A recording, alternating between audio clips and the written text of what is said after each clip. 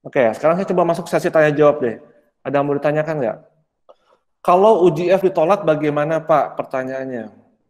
Ya, UJF ditolak maka judulnya turun, bahkan judulnya tidak bisa dipakai. Ya, jadi simpel. Kenapa saya selalu mementingkan UJF daripada UJT? UJF itu adalah uji simultaneously model. Jadi model itu dikatakan kan judul Anda misalkan begini, pengaruh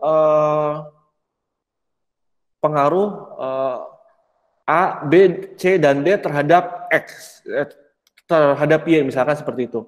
Ya, nah judul ini kan diucapkan secara simultan. Ya, nah uji simultan itu adanya di F. Ya, sehingga kalau F-nya itu tidak signifikan, maka percuma uji hipotesis. Percuma uji hipotesis. Ya, jadi judul itu kenapa uji F itu penting? Karena itu adalah uji untuk kecocokan judul. Ya. Terus bagaimana Pak kalau uji efek tidak signifikan? Maka langkah yang kita lakukan biasanya adalah coba kamu mainkan variabel X-nya. Ya. Coba dibuang salah satu variabel X yang tidak sesuai ada di model itu. Ya. Jadi paling kita mentreatmentnya adalah kita membuang variabel X. Ya. Nah ini sekaligus masukan buat teman-teman yang sedang menyusun skripsi ataupun tesis. Mahasiswa itu terkadang suka dengan, Pak saya dikit aja lah variabel X-nya, sampelnya sedikit saja. Nah, konsekuensinya kalau F-test nggak signifikan, kita buang variabel X. Multikolonialitas ada yang kena, kita buang variabel X. Jadi kalau teman-teman cuma punya 3 variabel X itu sangat beresiko sebetulnya. Kena penyakit multikol dan kena F-test yang tidak signifikan. Ya, seperti itu. Nah, nanti kalau sudah dibuang X-nya, baru kita uji F lagi sampai kurang dari 0,05 seperti itu ya. Pak mau nanya kalau adjusted R square itu tidak boleh negatif ya Pak? Ya, maksudnya gini teman-teman, ya terus kenapa? Dengan alasan gimana Pak maksudnya kalau negatif? Betul, karena gini, adjusted R square itu sebetulnya kan tulisannya di SPSS ataupun di IFIS kan dia dalam koma ya, 0 koma ya. Nah, interpretasinya kalau nanti dalam skripsi itu ataupun dalam tesis adalah dalam persentase. Jadi itu tuh tidak dibaca 0, ya. Nah, jadi kalau kayak tadi kita kejadian 0,336 berarti tulisan Anda nih, narasi Anda di skripsi kemampuan variabel X yang terdiri dari KAP, loan audit, apa dan apa terhadap Y memiliki kemampuan menjelaskan sebesar 33,6%. Yang artinya masih ada 66,7% variabel X lain yang tidak masuk dalam penelitian ini, ya. Nah, kalau dia menjadi negatif, maka dia tidak bisa dibaca sebagai persentase. Nah, kalau dia tidak bisa dibaca sebagai persentase, maka adjusted R square-nya dia gugur untuk bisa kita pakai, ya. Nah, jadi kalau ditanyakan kenapa dia tidak bisa negatif, karena itu sebetulnya adalah meaning-nya adalah persentase dan persentase tidak boleh negatif, ya. Kembali lagi, Pak, kalau adjusted R square negatif gimana? Coba itu mungkin ada variabel X yang seharusnya tidak ada di sana. Ya, jadi coba pertama kali dibuang dulu variabel X-nya. Jadi kalau kamu punya banyak tuh enak. Kamu turunin 1, sisa 9, kamu run. Masih ada masalah lagi, kamu banyak. Tapi kalau opsinya kamu cuma punya 3 variabel X itu agak khawatir nanti malah kena masalah di drop semua variabel X. Ya. Jadi pas tadi kita melihat itu tidak berarti itu negatif, berarti X itu dibuang ya Pak ya? Iya, tapi kita nggak tahu yang mana masalahnya. Oh. Jadi kamu drop dulu 1 variabel X, kamu run dulu dengan sisanya. Nanti kita lihat ada perbaikan nggak adjusted R square-nya. Oh, I see. Oke. Pak, bagaimana kalau misalkan sampai saya buang kalau buang 3 jelas nggak mungkin ya. Kan minimal kamu kan kalau regresi linear berganda minimal 2 ya.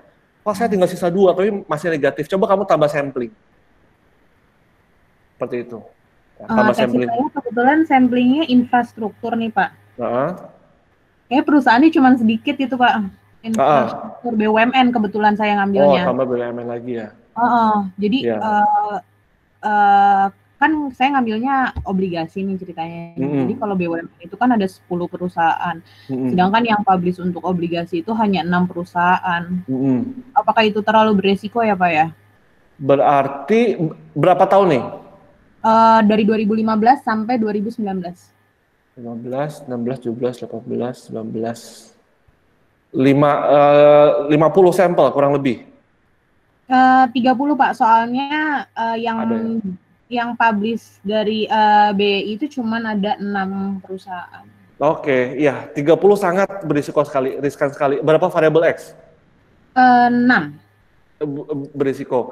Teman-teman, rule of thumb-nya satu variabel X itu representatifnya 30 sampling. Jadi kalau 6 itu minimal kita kurang lebih punya 150. Itu untuk amannya, hasil-hasil aman. Tapi kalau 6 variabel dengan 30 sampling cukup berisiko ya. Karena gini, kalau ditanyakan logikanya kenapa Pak? Jadi gini, kalau kita punya data ya 30 gini ya. Tadi namanya siapa? Danti Pak. Melvi dari? Danti. Oh, Danti dari? Saya dari Mercu Buana. Oh ya, dari Mercu ya. Nah, kalau kamu punya 30 sampling seperti ini, kalau kita deretkan ya 30 ya, kalau ada outlier itu mudah sekali bisa terdeteksi oleh software. Nah, gambar. Tapi kalau kamu punya banyak data, ada satu yang begini, dia akan tertutupi dengan data lain, seperti itu. Analoginya kalau saya kasih contoh metolit ya di kelas, ini kalau saya bikin 10 anak, saya cari data outlier satu tuh gampang. Tapi kalau kelas ini penuh 100 anak, data outlier itu mudah tertutupi dengan data yang lain. Nah itu jadi sebetulnya cukup beresiko, tapi coba aja kita lihat hasilnya nanti dengan nanti kalau kamu hasilnya jelek, Danti ya, coba kamu drop dulu 3 variabel X-nya deh. Oh, di drop ya Pak? Ya, coba aja dulu drop 3 variabel X-nya. Kalau hasilnya membaik, kita ketemu masalahnya. Ini terlalu banyak variabel X. Seperti itu. Apa mengganti variabel lain mungkin nggak Pak? Enggak ya Pak? Enggak, jangan dulu deh. Jangan dulu. Oh, jangan dulu ya. Variabel Y-nya apa? Tapi kalau untuk S2 itu valid nggak sih Pak untuk cuman 3 variabel Pak? Sulit. Sulit kan ya Pak? Ya. Maksi ya? Iya, bukan saya MM. Sulit.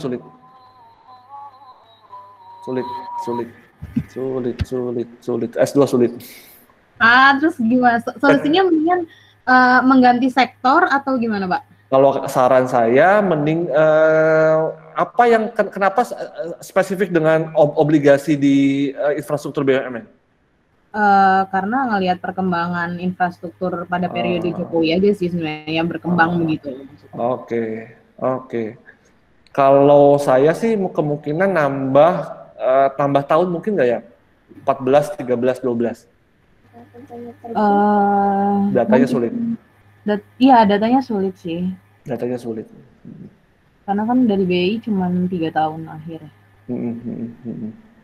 Ya.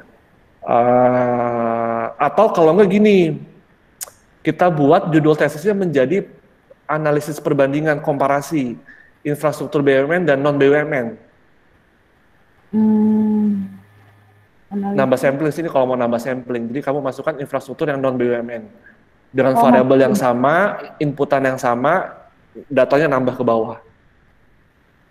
Non BUMN dan BUMN ya.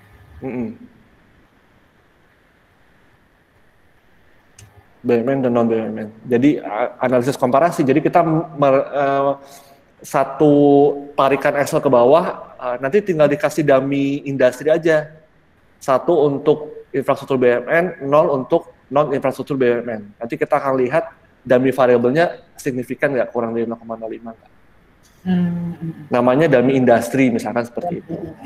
Jadi bukan 2 kali meregresi, 1 kali meregresi. Tapi ada data tambahan bawahnya adalah non BUMN. Oh iya Pak. Gitu. Tahunnya sama, variabelnya sama.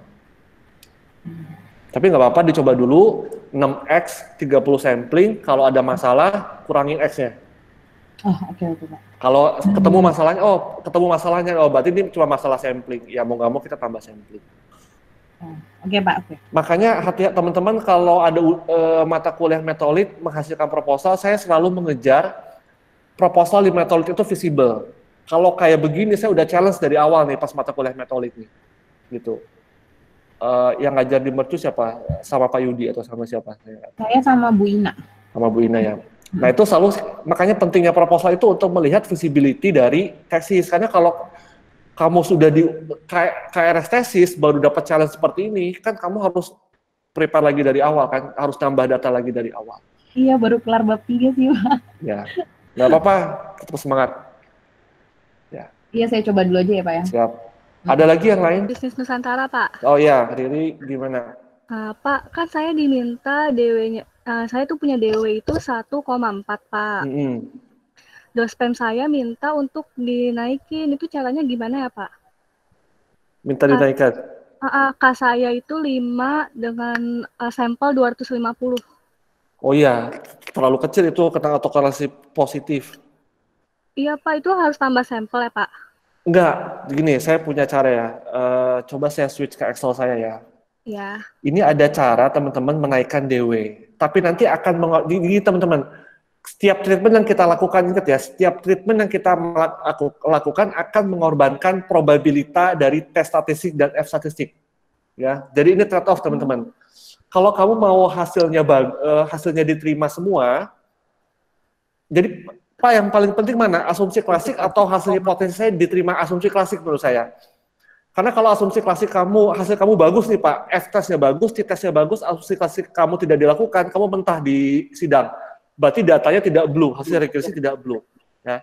Sekarang saya coba buka Excel saya, bagaimana cara untuk menaikkan tes statistik ya. Nanti saya coba share screen.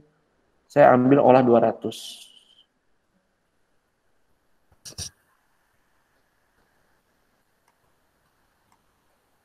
Ini namanya lag variable Y. Udah bisa lihat Excel saya ya? Belum, Pak. Sudah. Udah ya? Sudah. Nah, teman-teman ini sekalian, ini teman-teman kalau biasakan kalau nulis Excel-nya seperti ini ya. Jadi variabelnya paling kiri, sisanya X.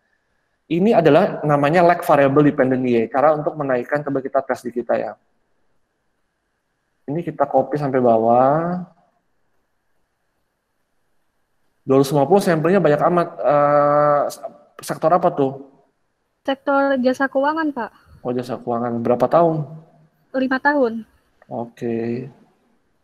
Nah, ini saya copy, saya pindahkan ke paling kanan. Tapi turun satu. Seperti ini. Notice ya? Iya, Pak. Nah, ini kita copy lagi ke Ifuse.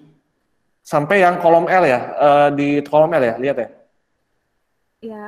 Nah, Pak, tapi ini turun satu. Iya, ini namanya lag-nya, ya. Kita kasih nama dia lag EM. Ini lag EM. Kita oke, no. Ini aja. Ini saya save aja, kita import nanti. Lag 200.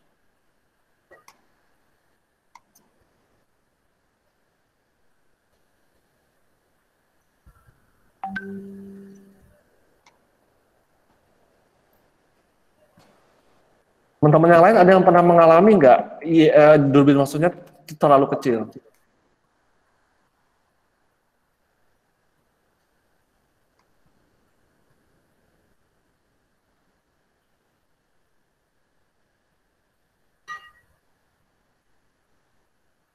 Saya kembali ke Ifis ya.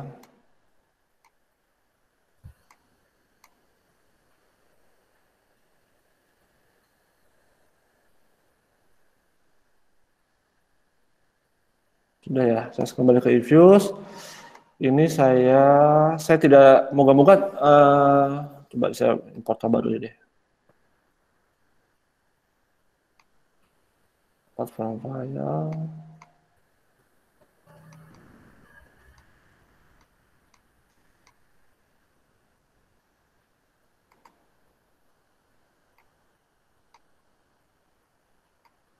Oke ya. Siapa tadi namanya? Riri. Riri udah lihat EV saya ya? Belum lihat, Pak. Belum lihat? Iya, belum ada. Coba. Udah, Pak. Oh, udah ya? Udah. Nah, Riri lihat yang paling kanan nggak, Ri? Ada lag EM. Lihat, Pak. Nah, ini itu tadi dia 01 ya, sekarang kita finish.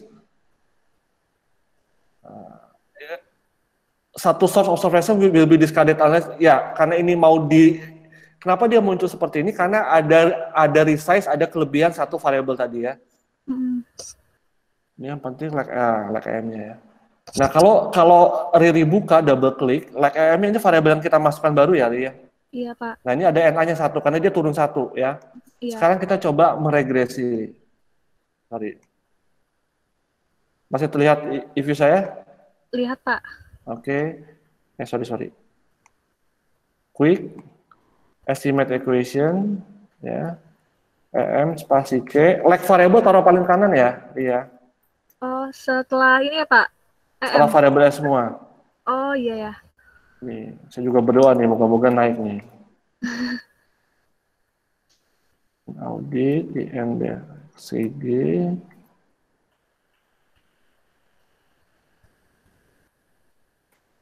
Bukunya ada, nanti kalau butuh rujukannya, buku apa, buku teorinya ada nanti. KAP, average, manager, size. Nah, setelah size nih variabel terakhir ya, kita masukkan apa tadi, leg EM.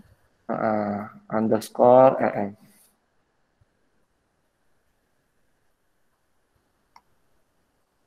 1, 2, 3, 4, 5, 6, 7, 8, 9, 10. Tadi apalin ya, tadi kita 1,9 ya, yang pertama ya. Iya. Coba kita lihat. Nah, 2,05. Naik. Tadi 1,98. Naiknya tipis sih memang. Naiknya tipis. Tapi apa kalau misalkan diminta dinaikin 1,7 berarti kita harus like Y-nya dulu gitu, Pak? Iya, coba kamu like, tapi like itu bisa 1 kali ya? Like-nya 2 kali, Pak? Nggak bisa, like itu cuma bisa dilakukan 1 kali. Oh. Jangan kebanyakan like, nanti kamu malah jadi nge-like. Nah, jadi gini teman-teman. Saya paham sekali itu permintaan dosen pembimbing ya. Jadi gini, kan asumsi. Jadi kalau saya sih, yang penting mahasiswa sudah melakukan asumsi klasik. Like kalau sudah dilakukan lebih dari 1 kali, modifikasi datanya sudah terlalu tinggi. Karena akhirnya bukan men-treatment, tapi akhirnya dia mengkondisikan data. Jadi kalau saya sih prefer kalau memang cuma bisa 1 kali dan ternyata katakanlah cuma ada 1,5, saya akan bilang bahwa ini sudah di-treatment dengan like variable Y dan hasil maksimum yang bisa dicapai adalah 1,5 sekian, selesai sampai sana. Kita akan bilang, jadi mendingan kita jujur aja bahwa kita sudah melakukan like variable dependent Y dan hasil maksimal yang dicapai adalah 1,5, seperti itu. Sehingga perlu kehati-hatian dalam membaca hasil regresi ini karena diduga terdapat autokorelasi positif, seperti itu ya. Oh gitu, terima kasih ya Pak. Ya, Riri semangat. Ada lagi yang mau tanya?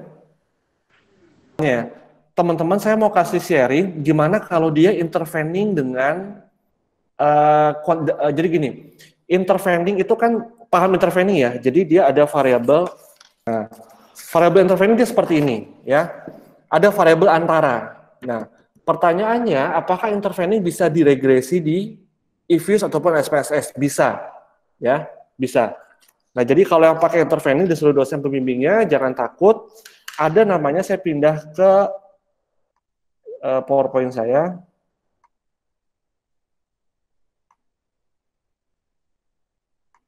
Bentar ya.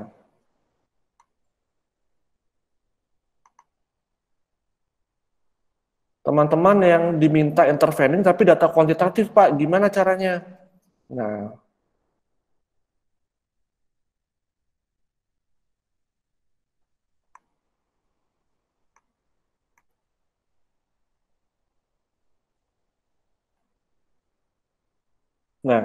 ini ya contohnya ya. Udah terlihat PowerPoint-nya ya?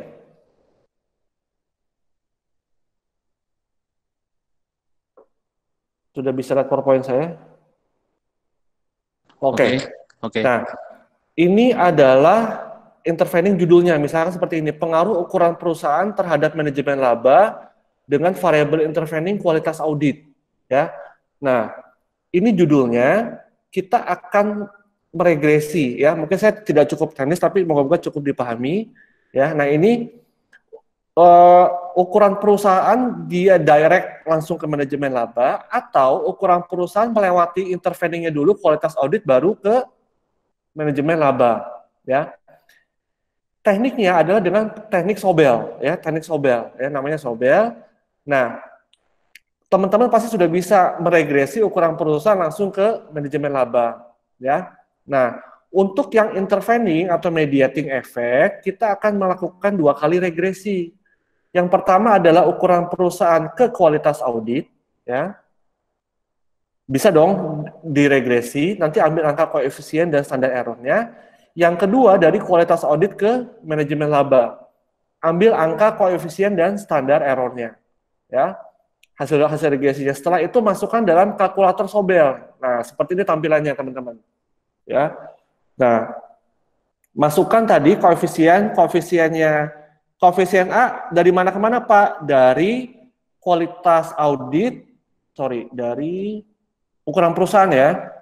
A ini dari ukuran perusahaan ke kualitas audit, ya. B ini adalah dari kualitas audit ke manajemen laba. Ini SA apa? Standar error, ya. Standar error yang hasil regresi A, standar error hasil regresi B, calculate, nanti kamu keluar di sini Sobel test, ya. Nah, nanti interveningnya muncul di sini, p-value-nya kurang dari 0,05, standar seperti biasa, ya. Nah, itu adalah cara, ini sudah saya kasih linknya juga kalau yang butuh kalkulator Sobel, ya. Intinya adalah kita akan meregresi 2 kali, teman-teman, ya. Nanti ambil angka koefisiennya, ya, dan standar errornya masukin ke sebelah sini, calculate, keluar p-value. Lihat dia signifikan atau tidak, di bawah 0,05 atau tidak, ya. Kalau dia signifikan berarti memang harus melewati kualitas audit. Kalau tidak signifikan p-value-nya berarti dia mediating efeknya gagal. Seperti itu. Nah, kita dua kali meregresi, ya. Ini variabel X ke Z kita regresi, variabel Z ke Y kita regresi lagi, dikeluarkan standar koefisien dan standar errornya. Nggak usah ngitung, ya, teman-teman, udah ada dari hasil software-nya. Ini juga diambil koefisien dan standar errornya, dimasukkan ke dalam kalkulator Sobel, ya. Nanti dimasukkan dalam kalkulator Sobel, keluar hasilnya untuk p-value yang intervening, ya. Itu kalau teman-teman tesis ataupun skripsinya intervening dengan software kuantitatif, ya. Pak Hari. Ya. Ini saya mau tanya, ini kan modelnya regresi, ya, Pak, ya, transformasi datanya. Dari mana, kan, Mas? Dari HKBP Nomensen Medan. Oh, iya. Nah, nanti ini kan model regresi transformasinya yang sering atau direkomendasikan kan untuk cara mengatasi hetero, ya. Transformasi, maaf, kalau misalnya jika ternyata masih tidak sukses nih, ya, Pak, ya, yang mana masih terdapat pelanggaran asumsi hetero, ya, Pak, ya. Apakah bisa coba cari model transformasi lainnya? Terima kasih.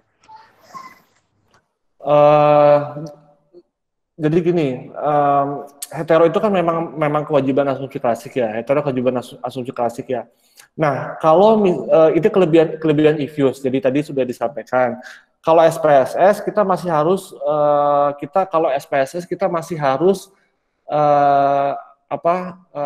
kita masih harus untuk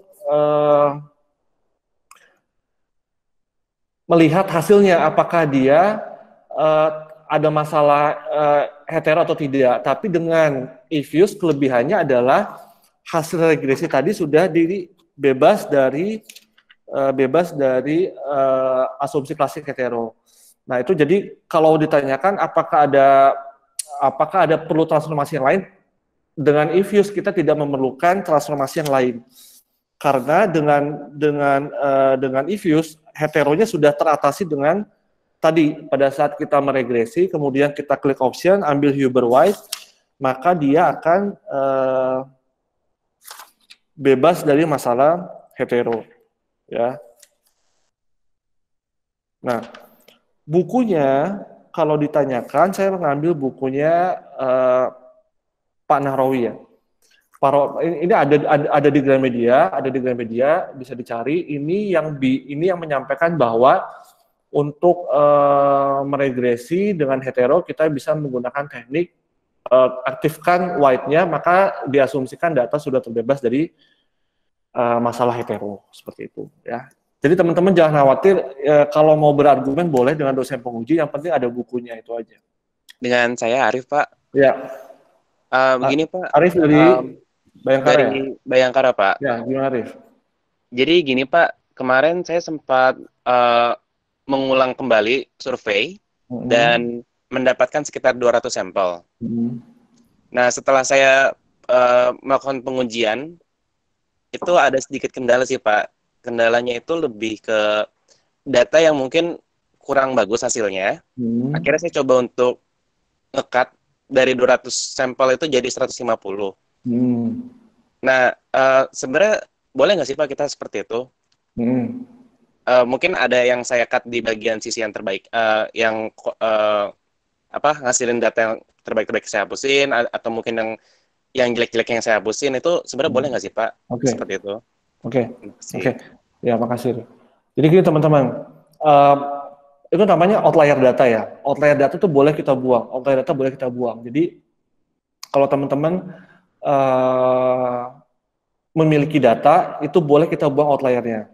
Yang terpenting, Rif, atau teman-teman yang lain, penguji itu biasa nanya, sampel awal kamu berapa? Jadi kalau nanti di bab 4 mungkin ya, kamu harus punya total awal sampel berapa, misalkan data yang tidak mengembalikan responden berapa, yang tidak mengembalikan kuesioner berapa, atau kalau data keuangan, data yang tidak memiliki laporan keuangan yang tidak laporan keuangan yang disajikan dalam dolar misalkan, itu kita buang, dalam tanda kurung buang. Nah nanti kamu cantumkan di bawah data outlier dalam tanda kurung berapa, sehingga hasilnya menjadi 150. Yang penting adalah penguji diberikan alur, kalau ditanya berapa sampelnya, 200. Kok sekarang jadi 150? Betul Bu, karena saya membuang data sekian, dan outlier tadi berapa misalkan menjadi 150. Ya. Jadi boleh membuang data, itu hak dari peneliti, kalau memang ternyata hasilnya jelek. Ya, itu namanya outlier data. Yang tidak boleh adalah kita memodifikasi data, tapi kalau namanya membuang data, itu hak dari peneliti. Seperti itu. Izin Pak, jadi dari hasil saya coba nge-cut 50 sampel itu malah berujung, kan saya punya 3 variabel bebas. Kalau misalkan saya buang, pertama saya coba uji buang yang paling jeleknya dulu, itu hasilnya 2 variabel bebas X-nya ditolak, di hipotesisnya. Sedangkan kalau misalkan ngebuang di sampel yang middle-nya, yang di tengahnya, itu hasilnya itu 2 variabel X-nya malah diterima di hipotesis. Nah, sebenarnya itu kenapa sih Pak bisa seperti itu? Dengan membuang yang di tengah ya? Iya, betul. Ya, Oke. Nah gini, kemungkinan besar begini, jadi ini kan setahu saya Arif datanya kuesioner ya kan? Kalau data kuesioner, ya, data kuesioner itu berbeda dengan data kuantitatif, ya. Sehingga pada saat tadi Arif menyimpulkan bahwa kok data yang di tengah kalau dibuang dia malah lebih baik Pak. Saya juga kurang paham kenapa Arif bisa menyimpul. Jadi teman-teman hati-hati. Kalau untuk data kita membuang, siapkan, yang penting menyiapkan argumen ke penguji. Kamu dasarnya membuang apa? Datanya jelek. Tadi Arif bilang apa ya? Datanya jelek atau apa? Dasarnya apa datanya jelek? Apakah orang yang menjawab tidak setuju itu diartikan jelek? Jadi hati-hati jadi persiapkan argumennya Arif. Nanti kalau kamu ditanya kenapa kamu membuang data ini, seperti itu. Ya. Nah, kalau katakanlah Pak, kenapa hasilnya yang saya buang tengah bisa lebih baik? Berarti variabilitas datanya di tengah itu jelek. Ya, variabilitas datanya apa?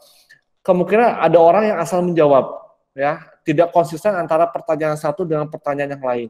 Ya, nah itu menyebabkan orang bisa menjawab setuju, tiba-tiba dia tidak setuju. Ya, untuk dalam konteks pertanyaan yang sama. Ya, jadi hati-hati dengan responden yang asal menjawab kuesioner atau dia buat ngasal setuju tidak setuju ya.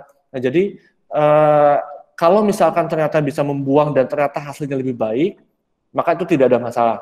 Ya, yang penting selama F-testnya ya, saya sih tidak terlalu melihat Arif sebetulnya kalau hipotesis saya ditolak atau nggak ada.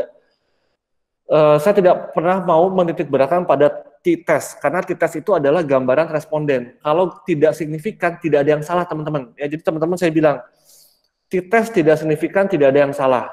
Yang salah itu kalau F-test. Ya, tapi kalau t-test, itu hipotesis ya. Kalau dia tidak signifikan, berarti memang datanya, gambaran respondennya, memang dia tidak menunjukkan kesignifikanan pengaruh dari X ke Y. Ya. Sehingga itu tidak menjadi salah sebetulnya, karena responden itu memang tidak menunjukkan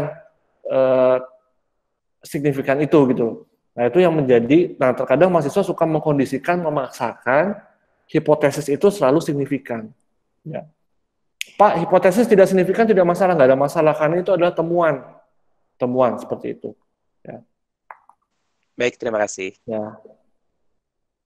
Itu sangat ini sekali ya teman-teman ya. Jadi ini yang sering ditemui kalau t-test itu selalu dipaksakan signifikan. Lah, misalkan saya ambil contoh pengaruh ukuran perusahaan terhadap manajemen laba. Penelitian sebelumnya apa signifikan?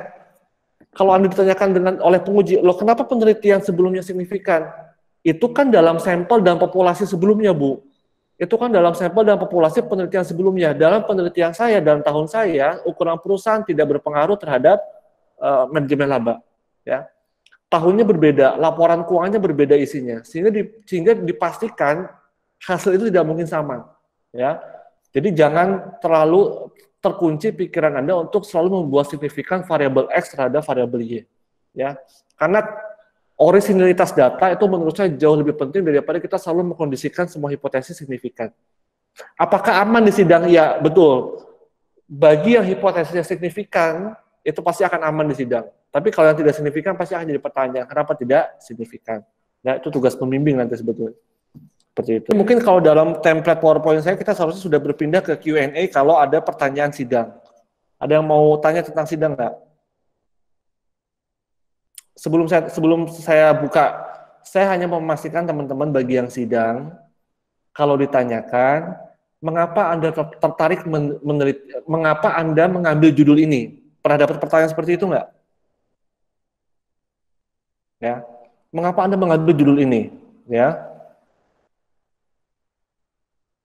Nah, itu artinya indikasi penguji lagi mengulur waktu, belum baca skripsi Anda. So don't worry, saya bilang dengan pertanyaan seperti itu, ya. Ya, itu lagi mengulur waktu karena dia belum baca skripsi dan tesis Anda. Mengapa Anda tertarik mengambil judul ini? Nah, oke. Anda menjawabnya jangan seperti ini. Jawaban yang fatal salah. Saya tertarik, ya. Saya ingin mengetahui. Itu salah, ya. Itu salah. Kenapa? Pada saat Anda menjawab seperti ini, maka tidak ada urgensi Anda melakukan penelitian. Anda ingat nggak, kalau di bab 1, bagian awal apa, 1.1 apa judulnya? Kan bab 1 pendahuluan ya, 1.1 apa? Latar belakang ya. Latar belakang masalah. Jadi sebetulnya kalau penguji nanya, biar jawabannya bagus dan cantik, ya, dan mereka pun pasti memahami, karena mereka dosen. Mengapa Anda mengambil judul ini? Pak, Bu, karena ada masalah. Masalahnya apa? Ungkapkan. Saya boleh minta satu judul skripsi nggak apa? Diketik di chat aja, nanti saya jawab cara menjawabnya. Tadi aja ya, pengaruh kualitas audit terhadap manajemen laba. Ya, maka kalau nanti ditanyakan, kenapa Anda mengambil judul ini? Pak, Bu, karena ada permasalahan di manajemen laba. Ya, nah. Kenapa di manajemen laba ada masalah? Karena perusahaan kalau terus memanage labanya, Bu, investor tidak akan suka. Laba yang dihasilkan oleh perusahaan tidak akan bersifat sustain, tidak dapat dipertanggungjawabkan, ya. Sehingga nanti pada saat perusahaan IPO, Bu, ke pasar modal, dia akan menemui laba yang tidak dapat diakuntabilitas. Nah, intinya teman-teman, kalau nanti Anda ditanyakan sidang, mengapa Anda mengambil judul ini? Pak, Bu, karena ada masalah. Masalah ada di mana? Bukan di variabel X, teman-teman, variabel Y. Masalah ada di variabel Y. Ya, jadi ungkapkan masalah ada di variabel Y. Itu tips yang pertama, ya. Jadi jangan membuat Di awal itu pertanyaan sidang paling awal, jangan membuat langsung ruang celah perdebatan, ya. Kemudian apalagi teman-teman, perumusan masalah 1.2. Perumusan masalah simpel. Perumusan masalah itu hanya menghubungkan bagaimanakah pengaruh variabel X terhadap variabel Y. Bagaimanakah pengaruh variabel X2 terhadap variabel Y. Jangan membuat perumusan masalah yang susah-susah, yang aneh-aneh. Bagaimanakah efisiensi? Nggak bisa. Ya, ini kita lagi ngomongin data kuantitatif ya. Bagaimanakah efisiensi? Bagaimanakah apalagi efektivitas? Nggak ada. Ya, kalau namanya uji statistik hanya pengaruh. Jadi bagaimanakah pengaruh X terhadap Y? Tujuan penelitiannya apa? Mudah untuk menguji dan menganalisis pengaruh variabel X terhadap variabel Y. Selesai. Ya. Nah, jadi kuncinya adalah kalau perumusan masalah ada 3, tujuan penelitian akan ada 3, hipotesis akan ada 3, pembahasan akan ada 3, kesimpulan ada berapa? 3, benang merahnya clear. Ya, penguji biasa membaca skripsi itu hari H, teman-teman. Ya, dia akan melihat benang merahnya mudah. Perumusan masalahnya 3, tujuan penelitian kok 2. Lihat ke hipotesis 1, 2, 3. Pembahasan 2 lagi, nggak inline, langsung dicecer Anda. Seperti itu. Ya, jadi saya remind perumusan masalah jumlahnya sama dengan tujuan penelitian, bab 2 hipotesis, bab 4 pembahasan, bab 5 kesimpulan. Itu jumlahnya harus sama semua. Seperti itu. Ya. Teman-teman sidang, ya jangan pernah mengungkapkan kamu dapat dari mana ini, dari Investopedia, Wikipedia, no. This is scientific research, ya. Anda harus bilang, Pak, Bu, berdasarkan jurnal sebelumnya. Ya.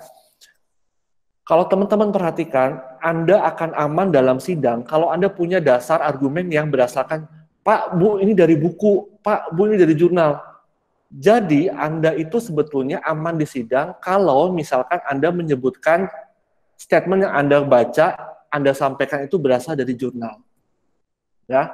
Sehingga teman-teman, saya kalau baca skripsi, sidang, tesis, ya, itu saya akan melihat paragraf tanpa, kamu pernah nulis ya, bab 1 ya, tidak ada citasinya. Kalau saya nggak mau, saya nulis paragraf itu pasti saya tuliskan Anwar 2010. Sehingga kalau ditanya, ini punyanya siapa? Punyanya Anwar, bukan saya yang ngomong. Paragraf kedua, punyanya Budi 2012. Loh Pak, isinya Bapak berarti tulisan orang semua? Iya. Latar belakang masalah saya ambil punya orang. Betul. Ya. Jadi jadi sebetulnya saya bilang, proposal, tesis Anda tuh proposal ya. Proposal itu kopas saya bilang. Justru jadi masalah teman-teman kalau penguji menemukan paragraf tanpa ada citasi. Itu artinya apa coba? Itu artinya apa coba? Anda meng-create paragraf itu hasil buah pikir Anda. Emang iya. Saya sih nggak mau ambil risiko itu. Dalam era globalisasi ini, tingkat menurunnya angka kepatuhan WP sekian puluh %, sehingga APBN tidak tercapai sekian puluh %. Tidak Anda tuliskan citasinya, Anda ditanya, emang Anda bikin riset seperti itu? Emang Anda membuat penelitian yang menunjukkan APBN turun sekian persen akibat tidak adanya pemasukan dari WP? Fatal. Fatal, saya bilang. Jadi, saya bilang lebih aman Anda setiap paragraf itu selalu ada citasinya. Sampai bab berapa Pak? Sampai bab 3 saya bilang. Originalitas Anda itu baru muncul di bab 4. Ya. Setuju. Juta Sari situ. Setuju Pak. Iya. Ini kalau ada pasti dia sudah pernah sidang nih kayaknya nih. Gitu. Lebih aman itu kalau paragraf Anda. Nah, teman-teman, nah ini sering ada stigma nih buat teman-teman yang baru nulis, loh Pak, kok jadi saya plagiat? No, plagiat itu justru kalau Anda ngambil satu paragraf, tidak Anda tuliskan punya siapa, itu plagiat. Ya, itu namanya plagiat. Ya, jadi kalau Anda memang mau menuliskan, lebih baik aman paragraf semua dapat punya tulisan siapa. Paling latar belakang Anda, closing Anda cuma di paragraf terakhir. Penelitian ini merujuk kepada penelitian Rahmawati 2011, Budi 2010. Yang menjadi perbedaan dalam penelitian ini, teman-teman, namanya novelty ya. Novelty atau kebaruan. Ini kalau ditanya sama penguji, novelty-nya apa? Novelty-nya adalah, Pak, ini sampelnya baru. tahunnya baru. Oh, mungkin ada variabel baru yang belum pernah dipakai dalam penelitian Rahmawati dan Budi. Karena saya ngambil dari penelitiannya yang lain lagi, ya. Nah, jadi paragraf terakhir itu adalah paragraf yang sangat penting untuk menentukan ini ada unsur kebaruan. Tapi jangan lupa, kita secara rendah hati menyampaikan penelitian ini merujuk kepada Rahmawati 2012, Budi 2010. Dengan beberapa perbedaan. Pertama, sampel. 2 tahun, 3 variabel. Selesai. Ya.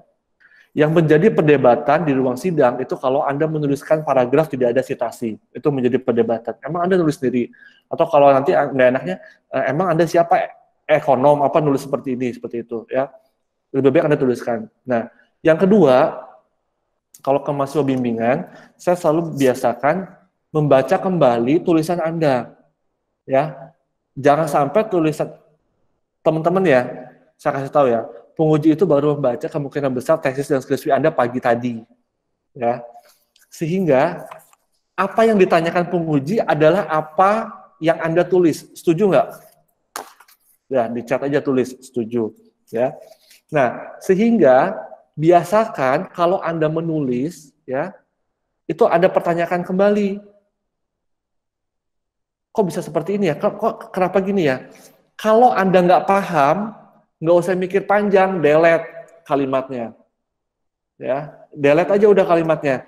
Karena kalau Anda sendiri nggak paham gimana, karena penguji itu hanya akan naik tingkat menanyakan sesuatu yang tidak ada deskripsi kalau Anda sudah bisa menjawab pertanyaan yang Anda tulis.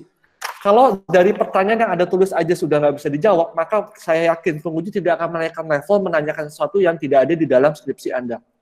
Nah, sehingga yang paling very basic adalah Anda harus bisa menguasai skripsi Anda. Setiap kalimat Anda tulis dari siapa itu untuk membantu Anda minimal, oh Bu itu kan penelitian sebelumnya, Bu itu kan berdasarkan penelitian sebelumnya. Saya sih nggak pernah ngomong seperti itu. Nah itu dia. Tapi Anda jangan pernah bilang, saya sih nggak pernah ngomong. Pokoknya Anda bilang bahwa ini penelitian sebelumnya. Bu, mohon maaf itu berdasarkan penelitian Rahmawati 2010. Teman-teman yang kuesioner, dapat pertanyaannya dari mana? Dari penelitian sebelumnya.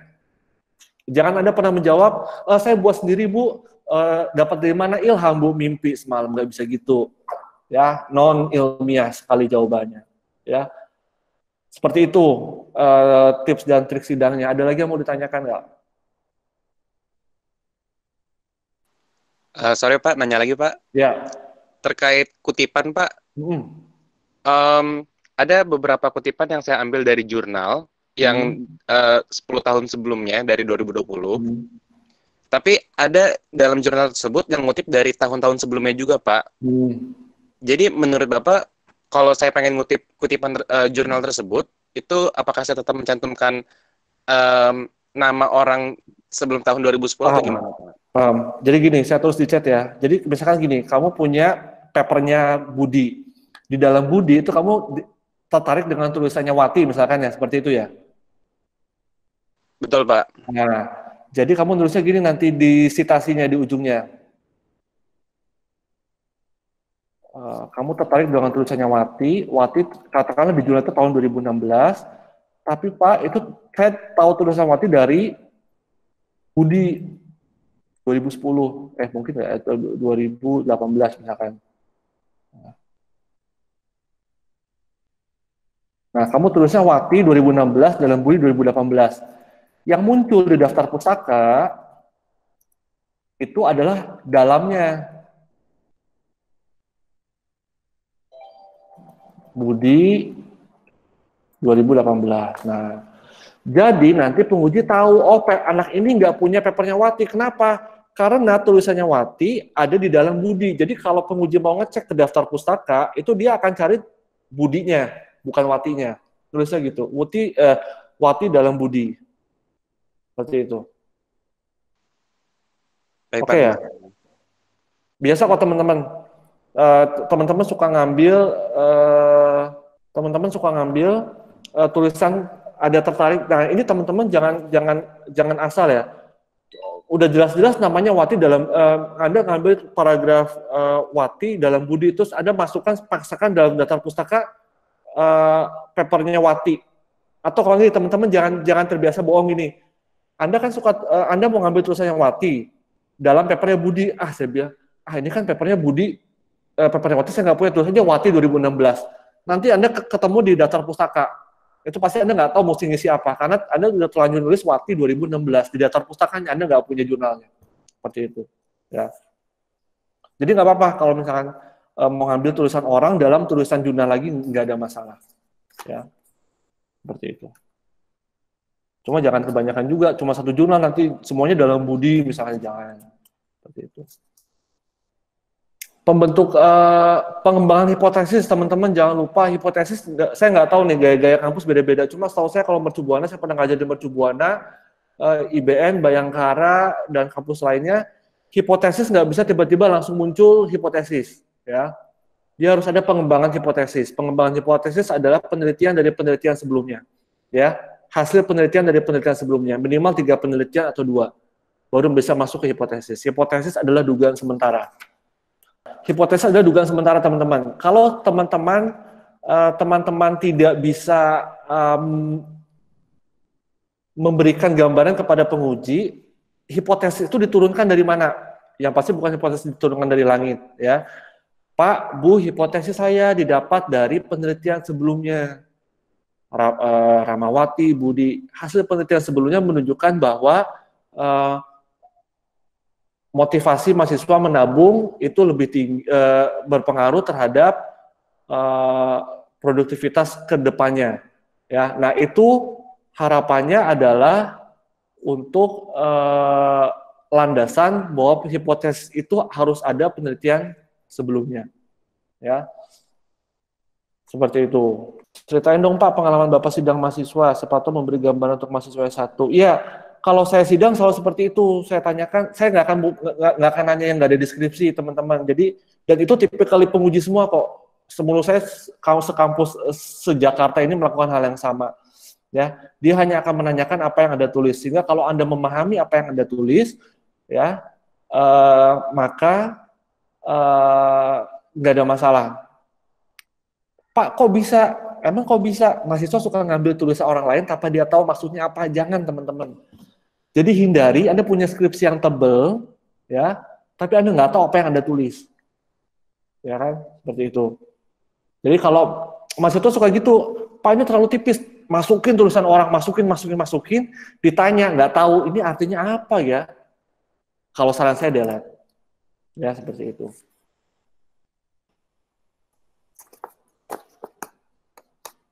Ada lagi yang mau tanya? S1, S2 menurut saya sama konsepnya dalam ujian, ya. Sidang tesis, kalau tesis memang dia lebih banyak novelty-nya. Teman-teman yang sedang nyusun tesis S2, unsur kebaruannya memang lebih banyak. Jadi gini teman-teman, kalau teman-teman S1 masih boleh replikasi. Replikasi itu apa? Bukan plagiat ya. Replikasi itu dia mengulang kembali penelitian, bukan skripsi teman-teman. Pak, saya punya satu jurnal, boleh nggak saya jadiin skripsi? Boleh, sama persis, boleh judulnya. Tapi kan nanti diganti sampelnya, itu replikasi. Kalau untuk tesis, Pak, saya nggak memadukan 2 jurnal ya. Nah, tesis seperti ini, bahkan mungkin ada yang pakai 3-4 jurnal, dijadiin satu, ini tesis. Ya, jadi novelty-nya bisa lebih banyak. Ya, tapi makanya kalau novelty-nya S1 paling cuma di sampel, populasi, tahun, variabel, ya. Nah, kalau disertasi S3 dia baru jurnal-jurnal, dia punya kesimpulan baru, membuat kesimpulan ataupun teori baru. Nah, itu disertasi, ya. Jadi S1 kalau mereplikasi jurnal ya tidak ada masalah. S2 replikasi satu jurnal nggak bisa, minimal dia 2 atau 3 jurnal. S3 nggak usah diomongin lagi, ya seperti itu. Saya doakan yang sedang menempuh skripsi, tesis, diberikan kelancaran, ya. Manfaatkan momen COVID ini Anda ujian online ya, karena lebih ringan kayaknya. Amin. Ya, lebih tidak mencekam menurut saya dengan ujian online, proposal dan sidang, karena menurut saya di beberapa kampus juga kita ujiannya online. Kemudian kalau misalkan Anda menulis, pastikan Anda paham sekali dengan apa yang Anda tulis. Anda tidak paham, biasakan Anda membaca kalimat per kalimat. Kalau Anda tidak paham, delete. Teman-teman hindari ya. Ini kalau lebih fatal lagi, pengujinya sibuk. Dia sangat profesor, sangat sibuk ya. Apalagi kayak saya, orang sibuk. Nah, kemudian dosen penguji itu bisa hanya melihat PowerPoint Anda. Teman-teman hindari mengcopy paragraf dari skripsi atau tesis langsung plug ke PowerPoint. Saya selalu tekankan sama mahasiswa, teman-teman yang mau maju sidang, baca PowerPoint-nya. Dosen penguji yang sibuk, jangan-jangan dia nggak sempat baca ini, dia cukup baca PowerPoint Anda. PowerPoint Anda ngopas dari skripsi tesis, banyak kalimat yang nggak paham, dia cuma nunjuk. Ini artinya apa, ini artinya apa, ini artinya apa. Kelar hidup Anda. Ya. Yang kedua, hindari membeli skripsi. Ya. Hindari membeli skripsi. Pak, saya dikerjakan skripsinya. Kalau dikerjakan skripsinya, kejar. Anda kan bayar dong. Anda minta penjelasan, itulah gunanya mengikuti workshop hari ini. Mana F-test-nya, mana adjusted R-square-nya, mana T-test-nya. Anda sudah bayar dong sama dia. Kalau saya di beberapa kampus, saya nggak pernah mempermasalahkan kalau mahasiswa tersebut dikerjakan oleh orang lain. Selama Anda paham apa yang dikerjakan. Ya. Karena teman-teman, skripsi dan tesis itu adalah hasil kerja Anda, bukan masalah statistik. Anda bukan jurusan ekonometrik, jadi Anda tidak perlu khawatir kalau Anda tidak paham. Tapi minimal Anda tahu apa yang masuk ke dalam skripsi dan tesis Anda. Jadi kalaupun Anda dikerjakan oleh orang lain, tanyakan, ya, Pak, ini F-testnya mana? T-testnya mana? Adjusted R-square jangan mau dibegoin kalau dikasih negatif. Terus jangan mau dibegoin, mohon maaf teman-teman, ini kelihatan banget ya, kalau saya nguji, ini anak beli data, ngerjain ke orang. Hasil tidak signifikan, T-test di atas 0,05 dibilang signifikan. Iya Pak, karena ini signifikan di atas 0,05, berarti dia tidak paham. Ya, seperti itu. Jadi kalau misalkan Anda sibuk, Anda malas, kan gini teman-teman, saya tidak bisa memaksakan bahwa Anda harus, orang sekolah itu motivasinya beda-beda. Ya, ada yang mereka ingin memahami, ada yang cuma ingin ijazah. Ya, sehingga dia mungkin tidak terlalu full effort dalam skripsi dan tesisnya, tapi minimal dia memahami apa yang dia tulis. Pak, saya mau ngerjain ekonometrinya, kerjain keluar. Banyak sekali pengolahan data, tapi Anda harus meminta penjelasan dari yang mengerjakan data Anda. Seperti itu, ya. Ini saya mau menyudahi tapi ngomong terus. Ya, ada lagi nggak? Udah nih, ya. Kalau gitu, saya ucapkan banyak terima kasih untuk yang berkontribusi hari ini. Kalau misalkan saya nitip ada usulan, Pak bikin lagi dong, misalkan Pak bikin dong kuesioner pakai PLS atau kuesioner pakai Lisrel, atau misalkan pakai Amos, atau misalkan apa aja deh, saya memang serba bisa kok gitu kan. Kamu WA aja ke nomor yang, Anda boleh WA ke nomor yang upload sertifikat, usulan, Pak bikin dong yang gratisan gini lagi, misalkan pakai PLS atau Lisrel, Ifuse, SPSS, Amos, boleh. Nanti saya akan coba bikin sesinya lagi berdasarkan survei aja, karena yang terbanyak. Ya. Nah, kemudian sertifikat nanti akan ada H+3 ya teman-teman ya. Jadi mungkin setelah ini saya akan data dulu bersama tim, kemudian sertifikat, cuma memang sertifikat ini hanya tanda tangan saya, ya, apalah saya gitu kan. Jadi mohon maaf tanda tangannya hanya tanda tangan saya, tapi semoga bisa memberikan manfaat. Jangan dilihat sertifikatnya, tapi dilihat dari sesi diskusi hari ini. Ya, kalau ada kesulitan, sebagian besar sudah tahu alamat email saya, sudah tahu nomor handphone saya, boleh kontak, ataupun kontak ke nomor tim saya, sudah ada juga, boleh WA. Yang penting, semua diberikan kesehatan, kelancaran untuk tesis sidangnya. Ya, oke, nggak ada ya. Kalau gitu saya undur diri, pamit, terima kasih, selamat sore.